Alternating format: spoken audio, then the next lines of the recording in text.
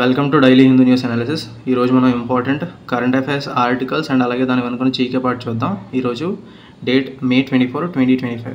And also చాలామంది video last వరకు చూడట్లేదు. So please try to watch till the end ఎందుకంటే you will get something out of it which is useful for your competitive exam preparation. So try to watch till the end. And ఈరోజు మనం important current affairs articles చూస్తే ఇక్కడ first మనకి supreme court రూలింగ్లో CAPF given status of organised services అని చెప్పి ruling ఇచ్చింది supreme court. దీని గురించి బ్రీఫ్గా లోపల ఆర్టికల్లో చూద్దాం. అండ్ ఇక్కడ next confident kings lock horns with capitals అని చెప్పి హెడ్లైన్ వచ్చింది. సో కాన్ఫిడెంట్ కింగ్స్ అంటే పంజాబ్ కింగ్స్ టీమ్ ఢిల్లీ క్యాపిటల్స్తో లాక్ హార్న్స్ అంటే తలపడడం అని అర్థం. లాక్ హార్న్స్ అంటే ఈ రెండు టీమ్స్ తలపడుతున్నాయని చెప్పేసి అర్థం వస్తుంది ఇక్కడ lock horns. And next important article చూస్తే మనకి Modi pictures North East as new gateway of trade అని చెప్పి హెడ్లైన్ ఇచ్చారు ఇక్కడ మనకి. So rising North East summit అనేది ఇనాగరేట్ చేశారు ప్రైమ్ మినిస్టర్ మోదీ గారు. అండ్ ఆయన స్పీచ్లో భాగంగా చెప్తున్నారు ఏంటంటే నార్త్ ఈస్ట్ రీజియన్ అనేది ఇప్పుడు ఒక ఫ్రాంటియర్ లాగా కాదు, ఇది ఫ్రంట్ రన్నర్ ఆఫ్ గ్రోత్ కింద చూడబడుతుంది ఇప్పుడు అని చెప్తున్నారు. అండ్ ఆల్సో ఆ రీజియన్ నార్త్ ఈస్ట్ రీజియన్ అనేది lot of economic and industrial opportunities అనేవి ఉన్నాయి అని చెప్తున్నారు.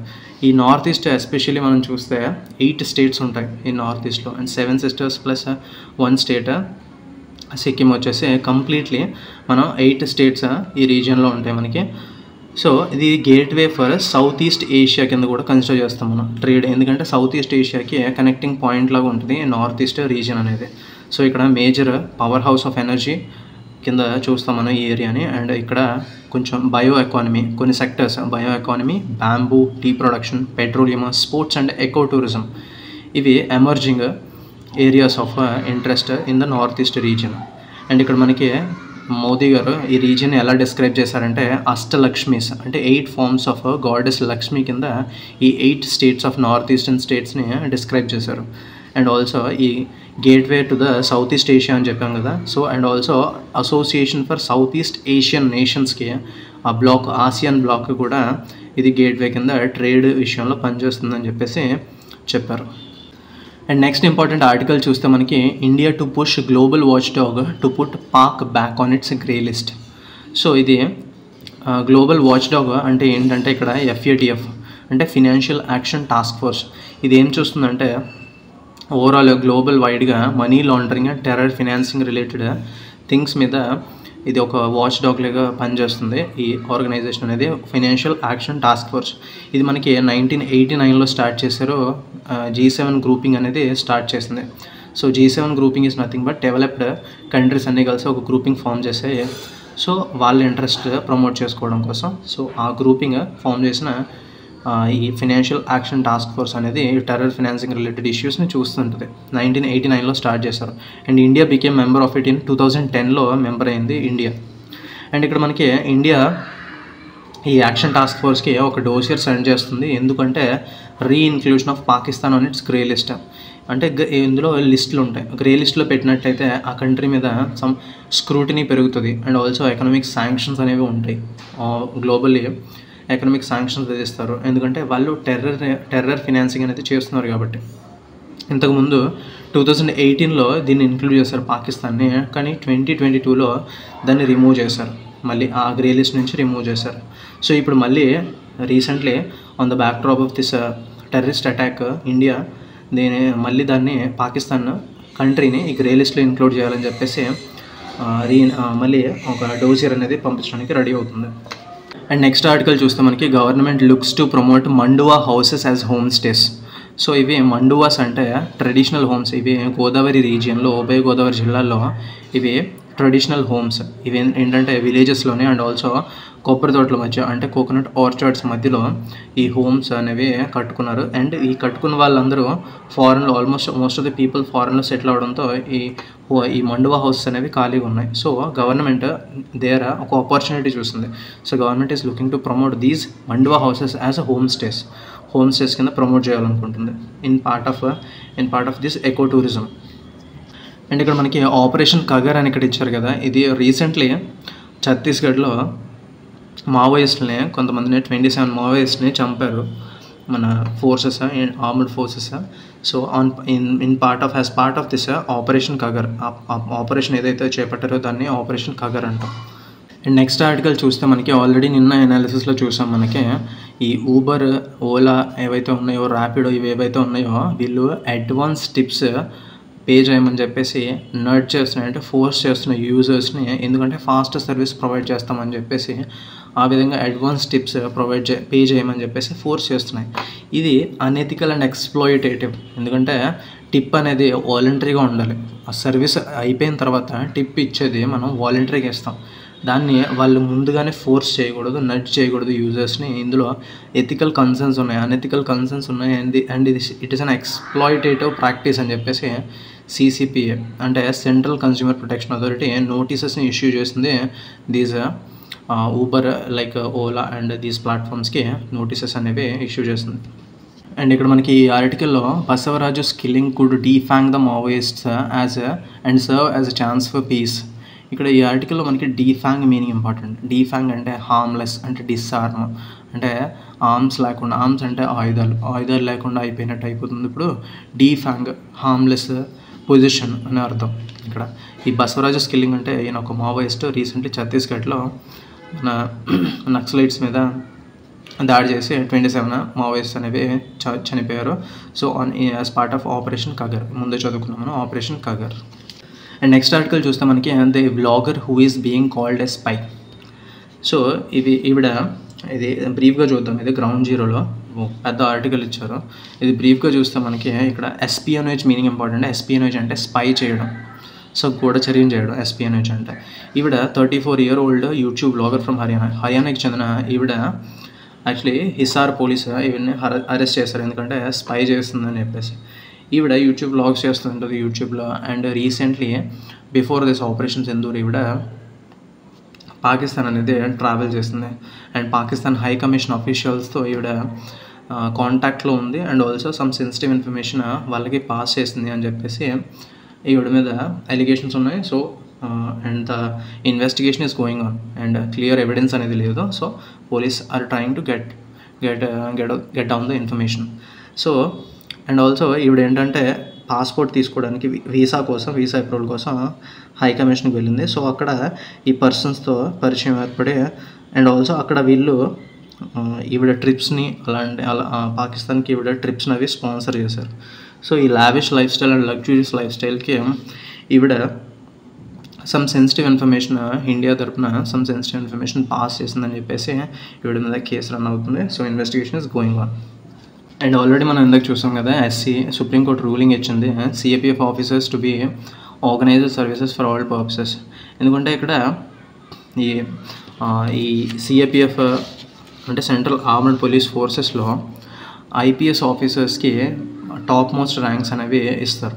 వీళ్ళు అంటే ఎవరైతే లెఫ్టినెంట్ జనరల్ కింద లేదా అసిస్టెంట్ కమాండెంట్ కింద ఎవరైతే జాయిన్ అవుతారో వాళ్ళకన్నా ఈ IPS ఆఫీసర్స్కి ప్రిఫరెన్స్ అనేది ఉంటుంది. 20% పోస్ట్ అనేవి DIG పోస్ట్ అనేవి IPS ఆఫీసర్స్కి ఇస్తారు. And 50% of inspector general posts IPS ఆఫీసర్స్కి ఇస్తారు.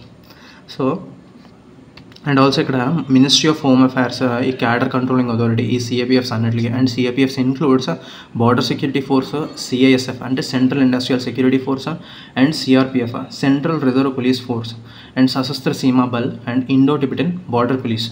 సో ఇది మనం బ్రీఫ్గా చూస్తే BSF అనేది పాకిస్తాన్ అండ్ బంగ్లాదేశ్ బార్డర్స్ని గార్డ్ చేస్తుంది, బార్డర్లో ఉంటారు. అండ్ CISF అనేది ఇండస్ట్రీస్ అండ్ ఇంటర్నల్ సెక్యూరిటీ మీద ఎక్కువ ఫోకస్ చేస్తారు. ఇండస్ట్రీస్ వాటికి సెక్యూరిటీ ప్రొవైడ్ చేస్తారు వీళ్ళు. అండ్ ఆల్సో ఎయిర్పోర్ట్స్లో కూడా CISF పర్సనల్ ఉంటారు. అండ్ ఇక్కడ మనకి సెంట్రల్ రిజర్వ్ పోలీస్ ఫోర్స్ వీళ్ళు నక్సలైట్స్కి ఆపోజిట్గా అండ్ జంగిల్ వార్ఫేర్లో ట్రైన్ చేయబడి ఉంటారు వీళ్ళు. And Sashastra Seema Bal and Indo Tibetan border police వచ్చేసి వీళ్ళు చైనా బార్డర్ని అండ్ టిబెట్ బార్డర్ని గార్డ్ చేస్తారు. And Sashastra Seema Bal is Bhutan బార్డర్ని gourd చేస్తూ ఉంటారు వీళ్ళు. అండ్ ఇక్కడ ఈ ఆర్టికల్ చూస్తే మనకి CMs ఇచ్చారు. అస్సాం సీఎం ఎవరంటే Himanta Biswa Sarma, and Meghalaya CM Conrad Sangma, and Tripura CM Manik Saha, and Mizoram Lalduhoma, Sikkim CM వచ్చేసి ప్రేమ్ సింగ్ తమాంగ్. జనరలీ CMs అనేవి వేరియస్ స్టేట్స్ ఆఫ్ CMs గుర్తుపెట్టుకోవడం అనేది ఇంపార్టెంట్ మనకి. అండ్ నెక్స్ట్ ఆర్టికల్ చూస్తే మనకి election commission to provide mobile phone deposit facilities for voters outside polling stations. So ఇక్కడ నుంచి polling stations బయట ఎలక్షన్ కమిషన్ మొబైల్ డిపాజిట్ చేసుకోవడానికి ఫెసిలిటీస్ ఫర్ ఓటర్స్కి ప్రొవైడ్ చేయనుంది. అండ్ ఆల్సో ఇక్కడ ఎలక్షన్ రూల్స్ 1961 రూల్ 49 ప్రకారం, అంటే rule 49M of the code of election rules 1961 ప్రకారం మన secrecy voting within the polling station will continue to be strictly enforced. So ఎవరికైతే మనం ఓటేసామో ఆ సీక్రసీ అనేది within the polling station అనేది స్ట్రిక్ట్లీ ఎన్ఫోర్స్ చేస్తారు అండర్ దిస్ రూల్. అండ్ ఇక్కడ మనకి various rules related to this elections or representative of people act 1951 and conduct of election rules 1961. So relevant provisions అనేవి instructions దీన్ని బట్టి follow అవుతారు, ఈ acts బట్టి. అండ్ ఇక్కడ ఈ పిక్చర్లో కనిపిస్తున్న వ్యక్తి మన chief of defence staff general Anil Chauhan. And ఇక్కడ చూస్తే మైసూర్ శ్రీ అని చెప్పేసి స్వీట్స్ని రీనేమ్ చేశారు. పాపులర్గా మనం మైసూర్ పాక్ని మైసూర్ నుంచి ఆరిజిన్ అయింది కాబట్టి మైసూర్ పాక్ అని పిలుస్తాం. సో ఇక్కడ మైసూర్ పాక్లో పాక్ అంటే పాకిస్తాన్ పేరు పాక్ అనేది ఉందని చెప్పేసి దాన్ని రిమూవ్ చేసి దాని పేరులో శ్రీ అని పెడుతున్నారు, శ్రీ అని పెట్టారంట. ఈ స్వీట్ షాప్ జైపూర్లో ఉన్న ఈ స్వీట్ షాప్స్ ఈ పేర్లు అనేవి పాపులర్ స్వీట్స్ పేర్లు అనేవి రీనేమ్ చేశారు. అలాగే మోతీ పాక్, ఆమ్ పాక్, గోండ్ పాక్ ఇవి ఏవైతే ఉన్నాయో వాటన్నిటిని తీసి వాటి పేరులో పాక్ పేరు తీసేసి శ్రీ అని పెట్టారంట. సో అండ్ ఇక్కడ మనం చూస్తే జనరల్గా చూస్తే ఈ పాక్ అనేది పాకిస్తాన్ పేరులో పాక్ కాదు. పాక్ అంటే కన్నడ వర్డ్ పాక మీన్స్ స్వీట్ కాండిమెంట్ అని అర్థం. సో కన్నడ భాషలో పాక మీన్స్ అంటే బెల్లం పాకం అంటాం కదా, మనం తెలుగులో చెప్తే పాకం అంటాం కదా, దాన్ని వీళ్ళు హిందీలో అయితే పాగ్ అంటారు, అంటే షుగర్ సిరప్ అని అర్థం వస్తుంది. హిందీలో పాగ్ అంటారు, కన్నడలో పాక అంటారు. అదే పాక్ కింద అలా వృద్ధి చెందింది, అలాగా మారింది. సో దీన్ని శ్రీ అనే పేరు మార్చారంట. నెక్స్ట్ ఇంపార్టెంట్ ఆర్టికల్ చూస్తే మనకి USA slices planned remittance tax to 3.5% from 5%.